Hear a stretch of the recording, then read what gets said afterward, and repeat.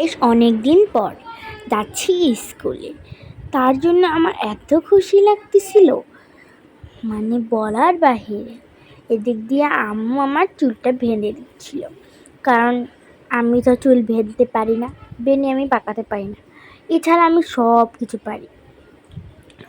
এখান দিয়ে আমার অনেক মজা লাগতেছিল।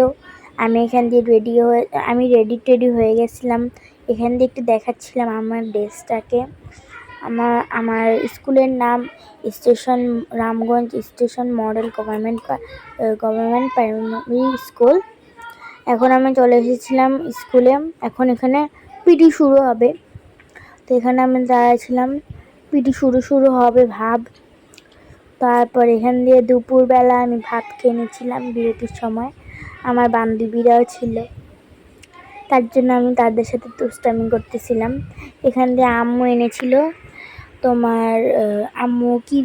আম্মু এনেছিল এই যে একটা মুরগির পা আর জল দিয়েছিল।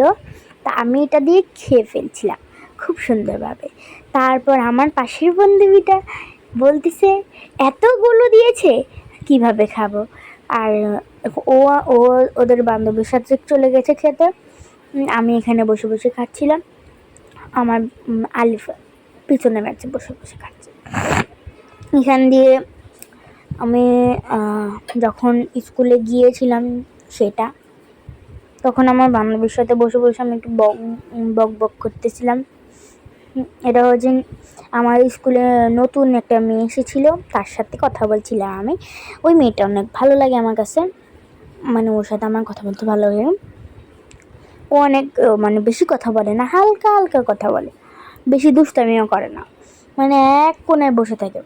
তো এদিক দিয়ে বাসায় চলে এসেছি, আর এখান দিয়ে পড়ালেখায় বসে গেছি। আর এখান দিয়ে পড়ালেখা করছিলাম।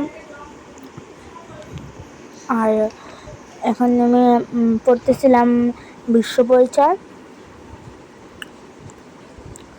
আমার লেখা এত বিশ্রী, বলার বাইরে না, এত খারাপ হয়। তারপর এখন দিয়ে আমি লিখে নিয়েছিলাম, যেন আমি মাথায় একটু চুলকেছিলাম, বলতেছিলাম কি হবে। তারপর আমি দেখতে পেলাম একটা ছোট মিনি পোকা, যেটা অনেক সুন্দর ছিল, লাভ শেপের আর কি। তা আমি তাড়াতাড়ি করে রেডি হয়ে যাচ্ছিলাম ওকে ধরার জন্য, কিন্তু ওকে ধরতেই পারছিলাম না ভাই। ওই দেখতে পাচ্ছিস, ওই যে তোকে ধরা যাচ্ছিল না। আমি এখন কোথায় চলে গেছি জানি, এখনও কোথায় জানি চলে গেছে। আমি এখন দেখতেছি, এখন আমার কাছে চলে এসেছিল।